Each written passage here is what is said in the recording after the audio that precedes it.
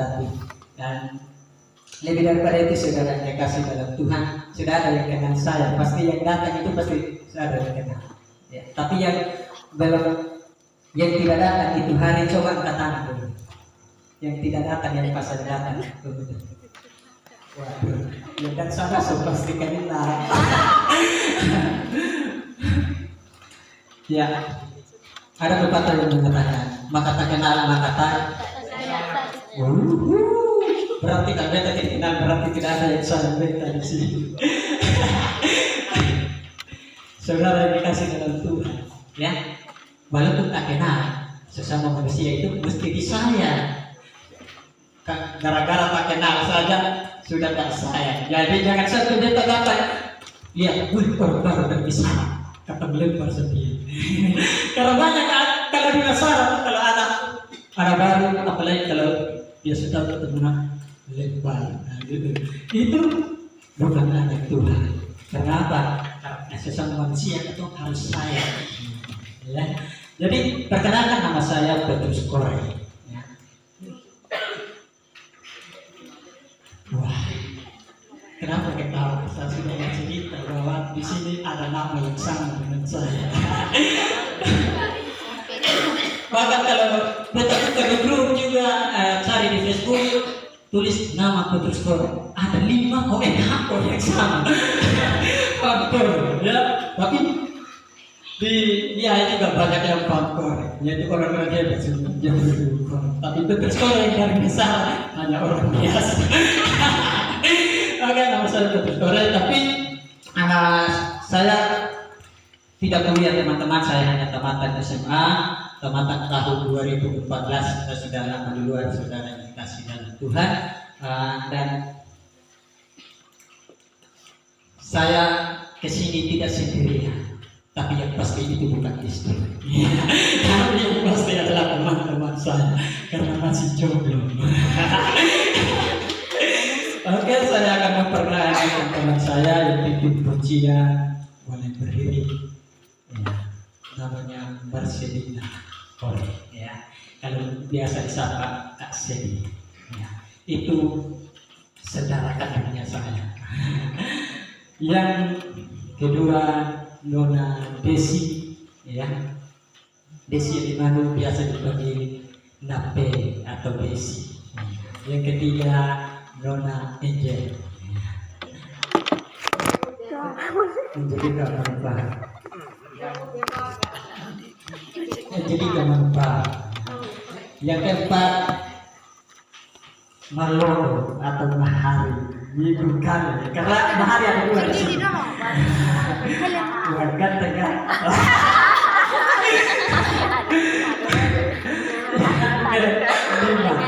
Margareta Korey, biasa dipanggil Nabula atau Nabula. Itu saudara kandung juga yang bungsu. Yang kena Nona Bida. Bida dari Indonesia. Certifikat. Yang keempat Mahari, ya. Memindus Limano, ya. Oke, mungkin itu saja perkenalannya. Biasa dipanggil Mahari. Jadi kalau ketemu di jalan atau di mana boleh sapa. Jangan kau panggil, weh. Kalau kita, weh. Oke, baik saudara, mungkin itu saja perkenalan singkat daripada kami saudara yang dikasih dalam Tuhan. Untuk perkenalan lebih lanjut, lebih dalam, boleh kalau kita keluar ibadah atau ketemu di jalan dimanapun boleh. Karena lebih baik kita berkenalan di dalam Tuhan. Kenapa? Karena kalau anak-anak Tuhan ketemu anak Tuhan, pasti di situ baik-baik saja, saling memotivasi, saling menguatkan. Ya, karena kalau ketemu di luar sana nanti butuh sesuatu yang perlu kita perbaiki. Ya. Oke, baik saudara yang dikasih dalam Tuhan, saya tidak mempanjangkan kata, mari kita sama-sama buka kebenaran firman Tuhan di dalam Alkitab kita atau di dalam Efesus-nya kita. Ya, silakan dipencet dalam Yohanes 3 ayatnya yang ke-16. Yohanes 3 ayat yang ke-16. Untuk menghargai firman Tuhan, saya Sekali lagi saya mengajak kita semua bangkit berdiri. Karena bupati, kalau bupati saja datang, ya bupati saja tetap harga apalagi firman Tuhan. Ya, jadi kita pasti hargai. Kita akan membacanya dalam hitungannya yang ketiga. Yohanes pasal yang ketiga, ya, yang ke-16. 3, 2, 1. Karena begitu besar kasih Allah akan dunia ini, sehingga Dia telah mengerjakan anaknya yang tunggal supaya setiap orang yang percaya kepadanya tidak binasa, melainkan beroleh hidup yang kekal. Silakan tutup buku, bukan buku. Tutup bukunya. Ya, karena ini biasa bawalan, nas yang dibaca oleh anak sekolah minggu. Ya, dan kita akan membacanya dalam hitungan yang ketiga. 1, 2, 3. Karena begitu besar kasih Allah akan dunia ini, sehingga Dia telah mengerjakan anaknya yang tunggal supaya setiap orang yang percaya kepadanya tidak binasa, melainkan beroleh hidup yang kekal. Maka berikan tepuk tangan. Silakan duduk. Oke, baik saudara yang dikasih dalam Tuhan. Nah, saya pengen bertanya dulu. Siapa di sini yang merasa dirinya bahwa sudah selamat? Ayo, belum ada. Tidak ada. Allah mau menyatakan kasih-Nya dalam setiap kehidupan kita lewat pengorbanannya. Dan beberapa hari yang lalu, hari Kamis lalu ya, kita merayakan kenaikan Tuhan Yesus ke surga. Jadi saudara yang dikasih dalam Tuhan, dalam setiap kehidupan kita tidak ada orang yang mau rela berkorban karena perbuatan salah, perbuatan dosa, tapi karya terbesar Yesus, Dia rela mati di kayu salib turun ke bumi karena dosa-dosa saudara dan saya. Saudara yang dikasih dalam Tuhan, dalam cinta aja mungkin kita mau mencintai seseorang, mungkin pas awal pertama dia tercipta dulu. Yang penting, ada yang pentingnya. Yang penting coba tambahkan. Yang penting apa? Tempat tebal. Yang penting bisa bahasa. Itu salah satu. Yang penting lu jangan suka maki dan lain sebagainya. Tapi Yesus walaupun lu suka maki, lu tukang tipu, lu tukang ini dan itu, tapi Allah Bapa di surga mengaruniakan anaknya yang tunggal. Itulah karya yang terbesar yang Tuhan kerjakan dalam setiap kehidupan kita, yang tak mampu engkau balas dengan apapun dalam setiap kehidupanmu. Walaupun emas dan perak yang engkau buat, walaupun setiap hari engkau menyanyi di sini setiap hari datang gereja, itu tidak mampu membayar kasih Yesus. Kasih Yesus diberikan kepada kita secara bersama-sama. Kasih yang Tuhan berikan adalah kasih tanpa pamrih dalam setiap kehidupan kita. Saudara yang dikasih dalam Tuhan, kasih seorang sahabat, kasih seorang istri, kasih seorang suami, kadang-kala kasih itu hanya mencari kepentingan diri sendiri. Betul tidak? Mana dulu tidak baik, mana tidak tahu dulu. Jadi kasih seorang sahabat, kasih orang tua dalam setiap kehidupan kita terbatas adanya. Tapi kasih Allah, Dia adalah kasih yang tak terbatas dalam setiap kehidupan. Jadi saudara yang dikasih dalam Tuhan, jadi pengorbanan Allah bagi setiap kehidupan kita, Dia sudah menyelamatkan setiap kehidupan saya dan saudara. Tergantung saudara mau meresponi atas karya keselamatan pengorbanan Yesus itu dalam setiap kehidupan kita atau tidak. Saudara yang dikasih dalam Tuhan, saya ingin tanya dulu. Ketika saya tanya sudah selamat atau belum, kenapa tidak katakan? Apa yang terlintas dalam pikiran teman-teman? Ragu-ragu, ya, ragu-ragu. Tapi malam ini saya mau bilang, Yesus sudah berkorban pada setiap kehidupan kita. Jadi keselamatan itu sudah pasti dalam setiap kehidupan kita. Amin. Jadi keselamatan itu sudah pasti dalam setiap kehidupan kita. Dan keselamatan itu terjadi dari dulu, sekarang, sampai selama-lamanya. keselamatan itu tidak akan pernah hilang daripada setiap kehidupan kita. Amin. Jadi saudara yang dikasih dalam Tuhan, yang menjadi pertanyaan buat kita malam ini, anak Tuhan bisa jatuh tidak? Bisa. Kenapa bisa jatuh? Kok maksud anak Tuhan? Karena memiliki kehendak bebas. Wah, memiliki kehendak bebas. Saudara yang dikasih dalam Tuhan, anak Tuhan itu bisa jatuh. Ya, karena memiliki kehendak bebas. Oke, baik. Tapi apa yang membuat anak Tuhan dengan yang bukan anak Tuhan berbeda? Apa yang membuat anak Tuhan dengan yang bukan anak Tuhan berbeda? Saudara yang dikasih dalam Tuhan, mari kita buka dalam Kejadian 60 ayat 5. Kejadian pasal 6 ayat yang ke-5. Baru yang sudah dapat langsung baca. Kejadian pasal 6 ayat yang ke-5. Ketika dilihat Tuhan bahwa kejahatan manusia besar di bumi dan bahwa segala kecenderungan hatinya selalu membuahkan kejahatan semata-mata. Oke, baik. Jawaban yang pertama tadi yang bilang kalau memiliki kehendak bebas yang kita jatuh. Saya mau bilang anak Tuhan boleh jatuh, tapi dia akan bangkit. Tapi kalau yang bedanya kita dengan yang bukan anak Tuhan, dia melakukan dosa karena kecenderungan hatinya. Karena apa saudara yang dikasih dalam Tuhan?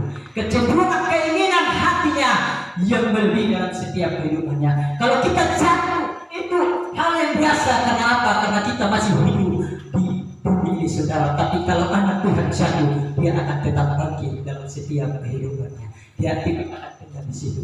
Tapi kalau anak Tuhan, dia tidak akan tinggal dalam dosa ini. Kenapa? Kalau dia bukan anak Tuhan, dia cenderung melakukan itu. Saudara yang dikasih dalam Tuhan, saya mau kasih perbedaannya seperti apa, ya?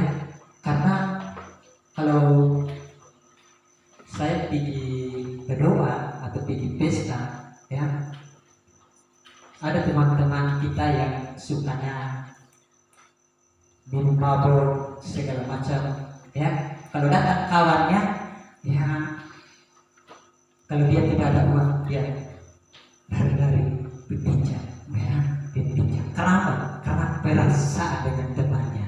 Itu kalau minum dengan temannya, nanti temannya bilang, baik, ya. Jadi saudara yang dikasih dalam Tuhan, orang yang di luar Tuhan, yang bukan anak Tuhan, pasti melakukan kebaikan juga. Dan kita juga anak Tuhan melakukan kebaikan. Tapi yang bedanya tadi yang saya bilang, kalau anak Tuhan jatuh, dia tidak akan tinggal di situ, dia akan bangkit dan dia akan mohon pengampunan kepada Tuhan. Tapi kalau yang bukan anak Tuhan, ketika dia menikmati minuman keras seperti yang saya bilang, dia akan cenderung di dalam situ seterusnya. Saudara yang dikasih dalam Tuhan. Dalam setiap kehidupan kita, ya, ada yang bertanya kepada saya, minum mabuk itu boleh tidak? Ya, karena tidak ada dalam Alkitab. Oke, baik, tidak ada dalam Alkitab. Kenapa? Bilang tidak ada dalam Alkitab. Bukan tidak ada dalam Alkitab. Karena kalau pakai ayat, ya, kalau keluar dari hidup kita itu akan membuat sisiap. Kita makan nasi aja, kita akan mengotori tubuh kita. Dan banyak orang juga mengatakan isabrodo itu begitu. Kalau ketemu isabrodo akan mengotori tubuh kita. Kita makan aja, kotor juga tubuh kita. Saudara yang dikasih, kalau tentang rokok mungkin saya sudah sampaikan beberapa minggu lalu di sini. Tapi ini tentang saudi, ya. Kalau alam zaman Alkitab yang membuat orang mabuk itu apa? Anggur. Kalau sekarang sofi atau sadero. Saudara yang dikasih dalam Tuhan. Kalau anggur itu, saudara, biasa orang minuman di gereja juga, di persekutuan. Ya, saudara yang dikasih dalam Tuhan, kalau dalam gereja biasa berapa seloki? Satu gelas, ya, satu gelas, ya. Saudara yang dikasih dalam Tuhan, saya mau bilang seperti ini. Yang pengusaha kebun anggur yang paling pertama itu adalah Nuh.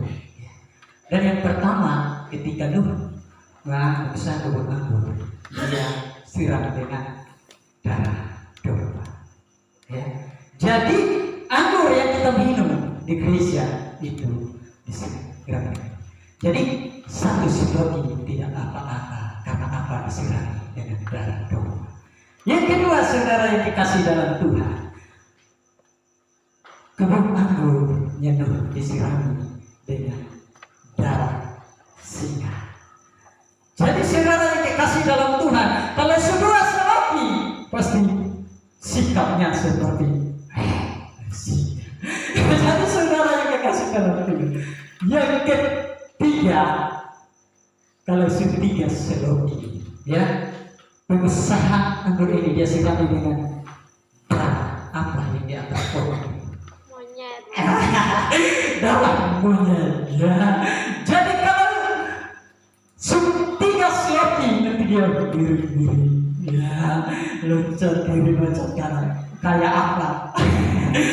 Kayak monyet. Yang keempat, sirami dengan darah apa? Dengan darah babi. Tahu babi? Makan di situ, berak di situ, tidur di situ, minum di situ. Itulah perbedaannya kita. Jadi saudara yang dikasih di dalam Tuhan, orang di luar Tuhan yang bisa berbuat baik. Karena apa? Karena perasaan, karena dia malu. Jadi dia berbuat baik karena kecenderungan mencari kepentingan diri sendiri, mencari untung diri sendiri supaya dipuji. Kadang juga para caleg, dia datang membagikan uang, kasih uang kepada kita, hanya apa? Mencari kepentingan supaya dia dipilih, memberikan uang kepada kita untuk dipilih. Kalau lewat daripada itu tidak kasih lagi, kasihan ya kita. Jadi saudara yang dikasih di dalam Tuhan. Jadi kalau anak Tuhan berbuat baik karena dia sudah selamat, karena dia sudah selamat dalam setiap kehidupannya, sehingga dia cenderung berbuat baik dalam setiap kehidupannya. Jadi saudara yang dikasih dalam Tuhan, ketika engkau berbuat baik bukan untuk engkau selamat, tapi karena kita sudah diselamatkan oleh Tuhan, bagaimana Tuhan sudah terjadi di atas kayu salib demi engkau dan saya, orang-orang yang berdosa ini. Jadi dalam setiap kehidupan kita ada janji keselamatan bagi setiap kehidupan kita. Jadi Mazmur mengatakan kalau kita di dalam Tuhan, segala kekuatan dan segala perkara dapat timbul di dalam diri memberi aku kekuatan.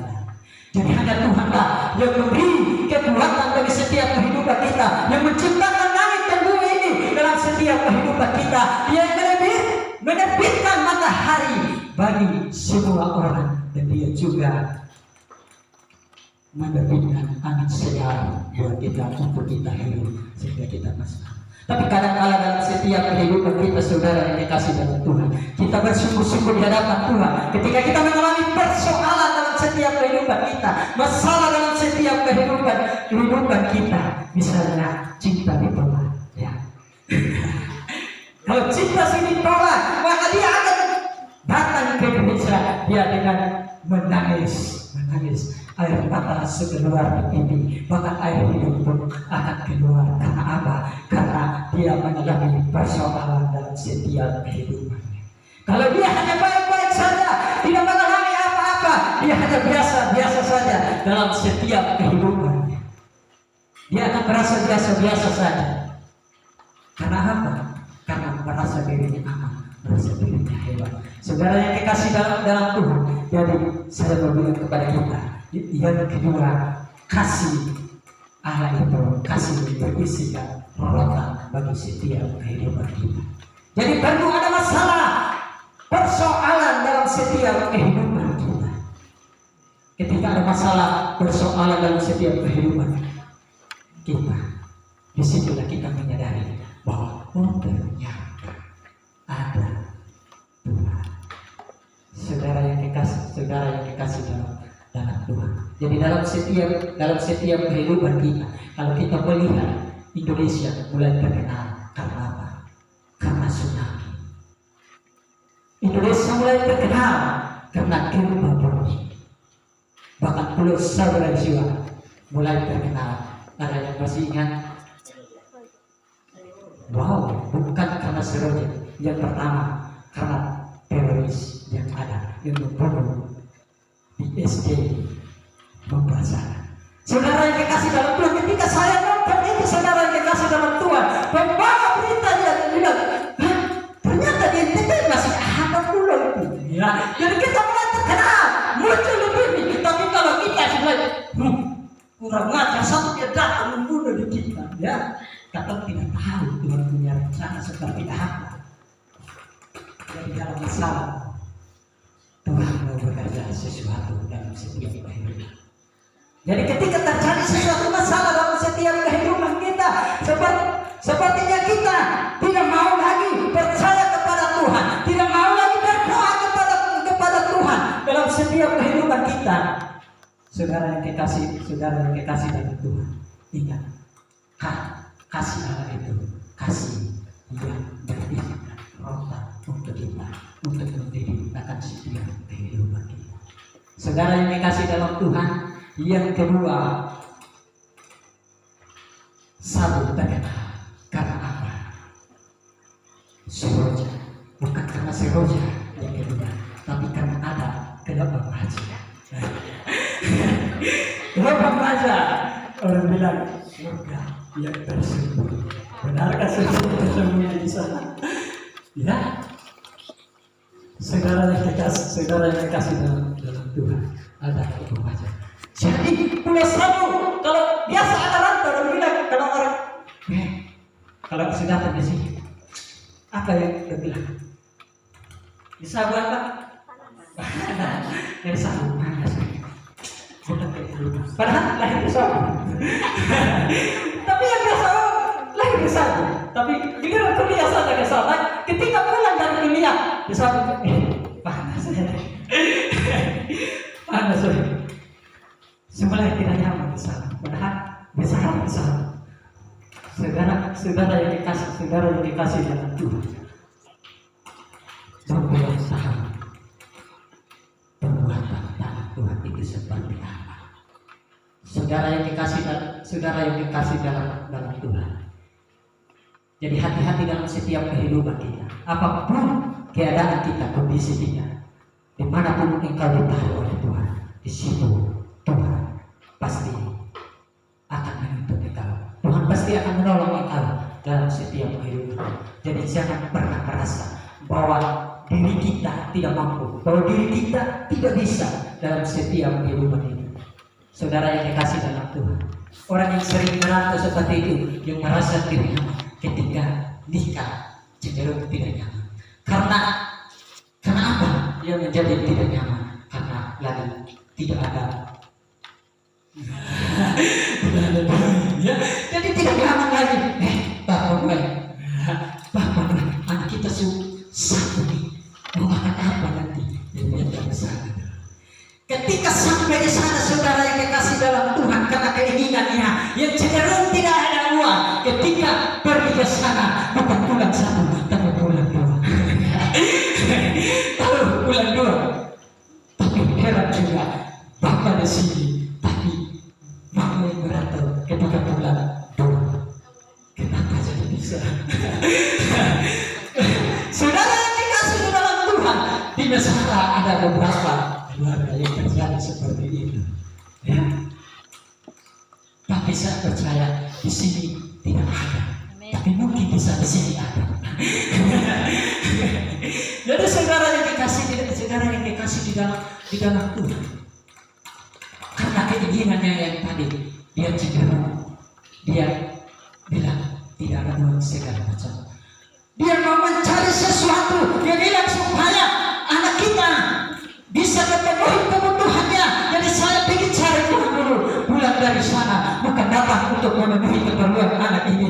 Pak Manuel, saya sungguh salah. Saya tidak mau lagi hidup dengan Bapak yang baik ini. Jadi saya minta segala yang dikasih di dalam Tuhan, itulah yang terjadi. Karena apa? Karena ketidaknyamanan dalam setiap kehidupan kita. Tapi kalau orang yang percaya kepada pengorbanan Tuhan, sesulit apapun hidupnya, dia akan bertahan dalam setiap kehidupan. Saudara yang dikasih dengan Tuhan, ketika saya masih ada di Sabun sampai sekarang, ketika saya tamat tidak mau berhenti bekerja, bukan saya tidak dari Tuhan, tapi saya mau bilang, saya mau buktikan di Sabun itu ada hidup atau tidak. Ternyata sampai sekarang ini yang bernama Bapak sekolah ini masih hidup juga, berarti di Sabun masih ada hidup. Saudara, Tuhan masih pelihara. Saudara yang dikasih dalam Tuhan, walaupun tak ada beras, walaupun tak ada sawah yang hektar-hektar, tapi ada pohon Tuhan yang bisa saya nikmati. Dari dulu sampai sekarang saya hidup lewat pohon, lewat air gula. Bahkan dari sorghum itu makanan yang keras. Tapi anak-anak sekarang ketika pulang dari sana, anak-anak tidak makan sorghum lagi. Karena apa? Saya sakit belakang. Karena apa? Sakit belakang karena biasa di rumah mewah yang kipas angin segala macam, tidak pernah pikul yang berat-berat lagi. Tapi kalau kita makan yang keras, maka kita akan tambah keras. Ya, dan saudara yang dikasih dalam Tuhan, Allah tidak pernah keliru untuk menaruh kita. Jadi keselamatan yang Tuhan kerjakan dalam setiap kehidupan kita, mari kita tetap hargai itu dan kita kerjakan dalam setiap kehidupan kita. Jadi saudara yang dikasih dalam Tuhan, jadi sesulit apapun, masalah apapun dalam setiap kehidupan kita, jangan pernah lari daripada Tuhan.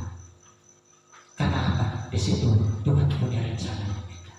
Jangan sampai dalam setiap kehidupan kita, ketika kita sudah menikah, masuk rumah tangga, ya, tapi saya belum, ya, saya sampaikan saya masuk rumah tangga, di tangga pertama, ya, masih kurang, ya, karena rayuan yang paling pertama memperlengkapkan apa? Boleh, saya, ketika kita bilang saya, coba pandang itu bulan, pandang itu bulan. Bulan itu indah sekali, tapi dia tidak seindah kalau tidak ada bintang yang menghiasinya. Jadi bulan itu terlalu indah, dihiasi oleh bintang-bintang. Hidupku juga tidak ada apa-apa tanpa kamu di sampingku sayang. Jadi saudara kembalan itu, saudara yang dikasih di dalam Tuhan, dia lontar antar saat, tapi ketika masuk rumah tangga dalam setiap kehidupannya, dia lihat dia pun pasangan hidup. Dulu itu betak lihat Nuri, rupuk dengan mereka rambut merah pun, itu macam. Tapi rupuk bilang rambut aja tidak disisir. Melihat dia di sana lebih cantik. Kalau kita semua lihat orang lain lebih cantik daripada pasangan kita, akan apa yang terjadi? Itulah mereka pulang bawa dari sana. Karena Sabun di mana kering, orang di sana tidak punya usaha segala macam, di sana lebih baik. Bawa situ, apa boleh saya minta cewek di sana. Karena ada di sana yang lebih ganteng, yang lebih cantik. Saudara yang dikasih dalam Tuhan, hati-hati karena ada sebuah cerita seperti ini. Ya, orang ini dia adalah orang kaya. Dia yang kaya raya sekali. Dia memiliki oto emas. Ya, peti saja peti emas, sepatu emas, rumah emas. Di saat dia mati, saudara yang dikasih dalam Tuhan, saya mesti dikubur dalam peti emas dan tidak boleh ditutup oleh tanah, mesti tutup dari kaca. Supaya apa? Supaya orang bisa lihat saya ada. Di saat dia mati, saudara yang dikasih dalam Tuhan, orang yang datang untuk berduka itu menangis terseduh-seduh, menangisnya sampai mau mati tapi tidak mati. Mereka menangis sampai mereka bosan sendiri untuk menangis. Kenapa? Karena kehilangan orang kaya ini, pengusaha yang sukses. Tapi lebih daripada itu, saudara yang dikasih dalam Tuhan, ketika mereka sudah tidak mampu lagi untuk menangis, sewa orang lagi, orang yang menangis yang terhebat untuk tangisi. Ya, jadi mereka menangis seperti itu. Mereka menangis, sewa orang yang pandai menangis. Tapi ketika dia keluar, ada seorang temannya yang kaya. Teman orang kaya ini, dia menangis dan berkata, sampai di sinikah hidupku? Ya. Sampai di sinikah hidupku? Ternyata kekayaan yang aku punya ditelan oleh waktu, ditelan oleh samudra, ditelan oleh alam yang Tuhan ciptakan dalam setiap kehidupanku. Ya, teman orang kaya ini, dia bilang seperti ini. Ternyata yang Paulus bilang, jika hidup bagi Kristus, mati adalah keuntungan. Amin. Jadi emas dan perak tidak ada arti apa-apa dalam setiap kehidupan kita. Wajah cantik yang kita rayu karena hidupmu. Aku tidak bisa hidup tanpa engkau di sampingku. Kata-kata itu akan hilang olehnya. Tapi keberkahan Tuhan, keselamatan yang Tuhan karuniakan dalam setiap kehidupan kita tidak akan pernah hilang dari dulu, sekarang dan selama-lamanya. Jadi sekarang saya sudah selamat, saya sudah merdeka dalam setiap kehidupan kita. Ketika Indonesia merdeka diperingati dalam tanggal 17 Agustus tahun 1945. Tapi hari Kamis kemarin kita merayakan hari kelahiran Tuhan Yesus Kristus. Ya Allah, luar biasa. Kita merayakan kelahirannya, merayakan Natal dalam setiap kehidupan kita. Karena tidak ada nama lain di bawah kolom langit ini yang seperti nama Yesus. Tidak ada nama lain di bawah kolom langit ini yang mampu memberikan keselamatan bagi engkau dan saya. Tidak ada nama lain yang mampu mengorbankan dirinya karena kesalahan orang lain dalam setiap kehidupannya. Ketika engkau berbuat baik dalam setiap kehidupanmu, ketika kita berbuat baik kadang-kala, karena kita pengen orang itu juga membalas dengan baik dalam setiap kehidupan kita. Perbuatan baik apapun yang engkau buat dalam setiap kehidupanmu tidak bisa membalas kasih Tuhan dalam setiap kehidupan kita. Karena apa? Karena kita adalah orang-orang berdosa dalam setiap kehidupan kita. Yang kedua, saudara yang dikasih dengan Tuhan, dalam kasih Yesus, kasih yang berisikan kesempatan yang kedua. Jadi dalam setiap kehidupanmu, jangan pernah engkau malu walaupun engkau pernah berbuat zina dalam setiap kehidupanmu. Kasih Yesus masih ada kesempatan kedua. Karena keselamatan dalam setiap kehidupan kita Tuhan sudah berikan bagi setiap kehidupan kita. Walaupun engkau tukang caci maki dalam setiap kehidupanmu, kasih masih ada kesempatan yang kedua buat kita untuk kita memperbaiki diri kita sebelum hidup kita berakhir dalam setiap kehidupan kita. Kalau engkau belum sukses dalam setiap kehidupanmu, masih ada kesempatan untuk engkau bekerja dalam setiap kehidupanmu untuk meraih kesuksesan itu dalam setiap kehidupanmu. Jadi jangan pernah engkau menyalahkan Tuhan dalam setiap kehidupanmu. Karena apa? Ketika Tuhan menciptakan engkau dan saya, ketika Dia menciptakan telinga, tidak mungkin Dia tidak menciptakan kemampuan, tidak memberikan kemampuan untukmu untuk.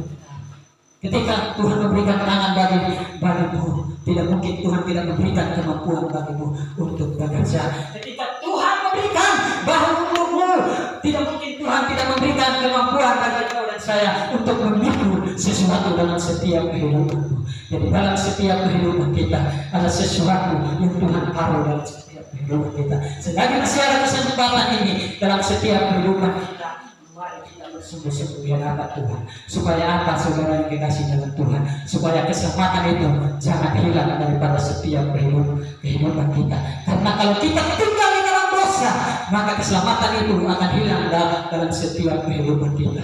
Kalau kita hidup di dalam Tuhan, pasti keselamatan itu akan tetap di dalam kita. Tapi segala perkara apapun yang kita tanggung dalam setiap kehidupan kita, kalau kita tanggung bersama dengan Tuhan, disitulah terletak kekuatan bagi setiap kehidupan kita. Jadi mana orang percaya dalam setiap kehidupannya, apapun masalah problema dalam setiap kehidupannya, Yesus sudah menjadi keselamatan bagi engkau dan saya. Jadi saudara yang dikasihi dalam Tuhan, dalam kesempatan ini, saudara yang kekasih dalam Tuhan, mari kita belajar untuk melayani Tuhan dalam setiap kehidupan kita. Tapi kadang-kadang dalam setiap kehidupan kita tidak pede, kita tidak percaya diri dalam setiap kehidupan kita. Engkau melayani Tuhan bukan karena engkau hebat, bukan karena engkau luar biasa dalam setiap kehidupanmu, karena engkau melayani Tuhan karena keselamatan yang Tuhan beri bagi setiap kehidupanmu. Dan kerjakanlah keselamatan itu dalam setiap kehidupanmu. Dan ketika engkau melayani Tuhan, itu adalah amanat daripada Tuhan.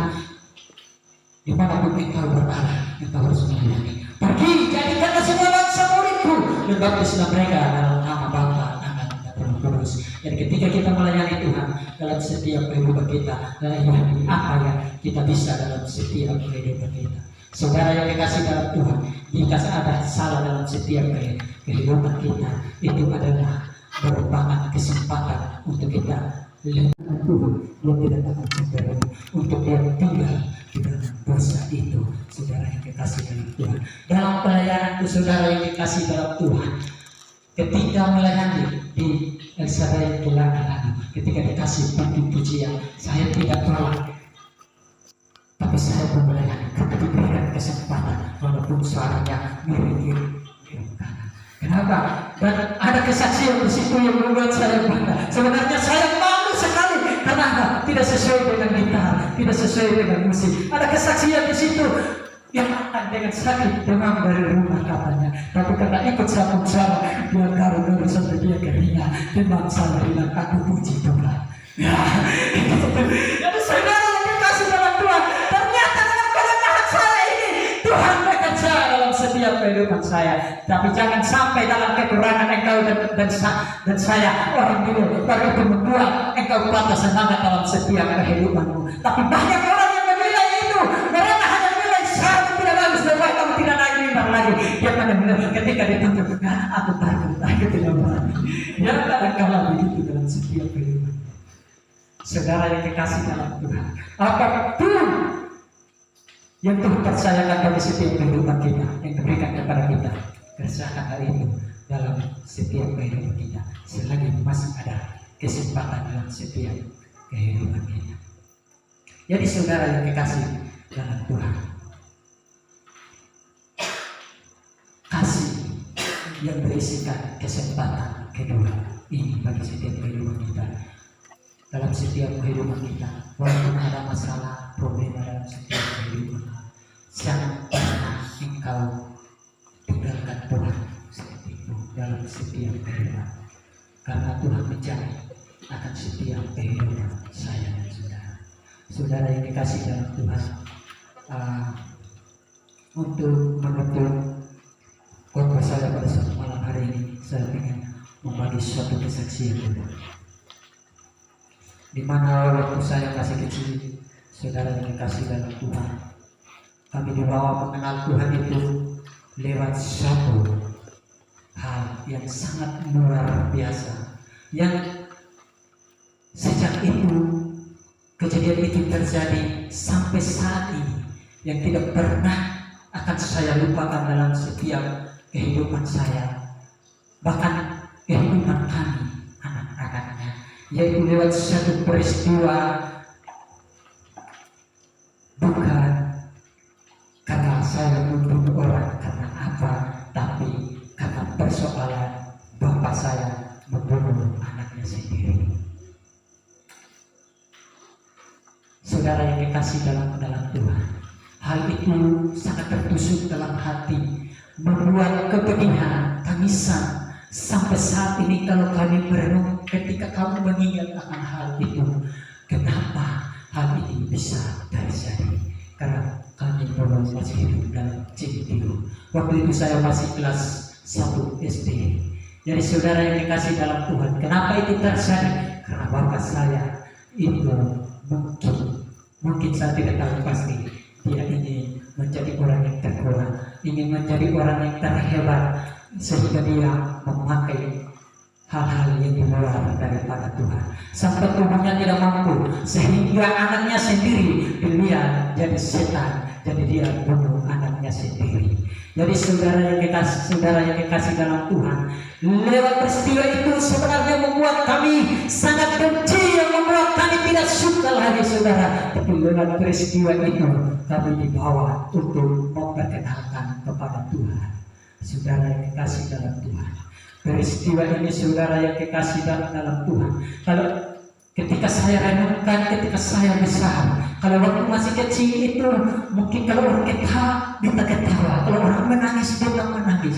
Tapi ketika saya renungkan, ternyata lewat bapak saya kejadian terjadi itu, ternyata kami dibawa untuk mengenal Tuhan. Gereja GBI ini pertama kali masuk ke kita kami adalah di rumah bapak saya. Jadi di situlah Tuhan punya rencana dalam setiap kehidupan kami saudara yang dikasih dalam Tuhan. Bahkan ketika satu kejadian terjadi saudara, karena saya tiap hari pergi bermain bola sampai bapak saya tidak suka main bola. Karena apa? Karena itu pekerjaan yang paling berat. Dia marah dengan saya ketika saya tidur di dalam rumah. Dia angkat ini kamar tidak tahu lagi bahasa Indonesia. Dia angkat itu barang, dia lempar. Ternyata saya sudah pindah tempat dan menggantikan adik saya yang paling benci itu. Jadi dia kena, jadi pecahlah dia membunuh. Sampai sekarang masih ada bekas lukanya. Tapi ketika darah mengalir, bapak saya menangis terseduh-seduh. Tapi saya yang salah sudah lari kabur pergi jauh sana.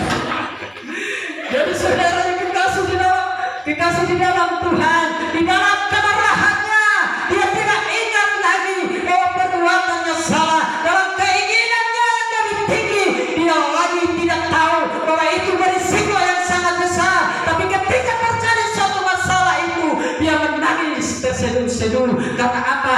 Darah di bibir anaknya sudah mulai menetes. Jadi dalam setiap kehidupan engkau dan saya, ketika engkau masih ada di bumi ini, jika kebutuhanmu, orang tuamu tidak mampu tercukupi dalam hidupmu, ketika engkau menangis dalam setiap kehidupanmu, jangan biarkan itu hanya kering tisus saja, tapi biarkan air matamu Tuhan tampung di kehidupannya.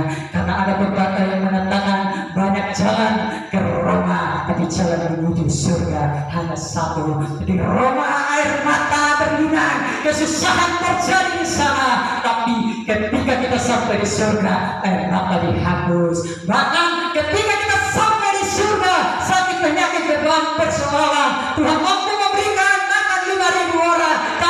Tuhan mampu menyembuhkan banyak orang, melakukan mujizat dalam setiap kehidupannya. Itulah kehebatan Tuhan dalam setiap kehidupan kita. Syukurilah apa yang terjadi dalam setiap kehidupan kita. Oleh karena itu saudara yang dikasih di dalam Tuhan, inilah hal-hal yang sering terjadi dalam setiap kehidupan kita. Jika itu terjadi dalam setiap kehidupanmu, janganlah engkau berputus asa. Janganlah air matamu cukup hanya kering di pipi, tapi biarlah menembus, biarlah Allah menampung. Doamu jangan biarkan hanya kata-kata yang ada di sini, tapi biarlah doamu boleh tembus naik di hadapan Tuhan. Kalau tidak tembus naik di hadapan Tuhan, maka iblis yang akan menjawab doamu. Kenapa ketika Tuhan mencurahkan berkat-Nya bagi engkau dan saya tidak ada kekuatan apa-apa, tetapi iblis yang punya kekuatan, dia lebih dahulu akan merampas berkat-Nya dan kasih kepada orang yang dia ingin dia kasih seperti dia. Jadi orang itu seperti kaya, tapi aku miskin di sini. Kalau engkau mau kaya dalam setiap kehidupanmu, engkau mesti doamu mesti terus naik di hadapan Tuhan. Saudara yang dikasih dalam Tuhan, saya mulai singgung dengan kekayaan. Kalau saya hidup begini, jangan sampai saya tidak kaya nanti. Kekayaanmu bukan hanya ada di sini, tapi kekayaanmu tertumpuk-tumpuk di surga. Karena engkau dan saya dipilih oleh Tuhan dalam setiap kehidupanmu. Karena apa? Firman Tuhan juga berkata, kalau orang kaya tidak akan bernyaman dalam setiap kehidupannya, hidup dalam ketakutan, uangnya tertumpuk banyak. Nanti kalau dia sebelum tidur baru ada hari di rumahnya saya, nanti dia sudah sholat sampai dia bangun mau ambil yang merah satu. Ini semua yang kuat sedih. Tapi kalau orang yang percaya Tuhan, aku yakin Tuhan pasti menjaga, melindungi setiap kehidupan kau. Walaupun makan ini hari cukup ini hari, tapi besok Tuhan akan menyediakan bagi setiap kehidupan. Sehingga Filipi yang ayat 6 mengatakan, janganlah hendaknya kamu batin tentang apapun juga, nyatakanlah segala hal keinginanmu lewat doa dan ucapan syukur kepada Allah dalam setiap kehidupan kita dan saya. Mungkin ini kebenaran firman Tuhan yang dapat saya bagikan buat kita. Saya mengundang teman-teman yang memimpin pujian dan maju ke depan pemain musik. Saya mengajak kita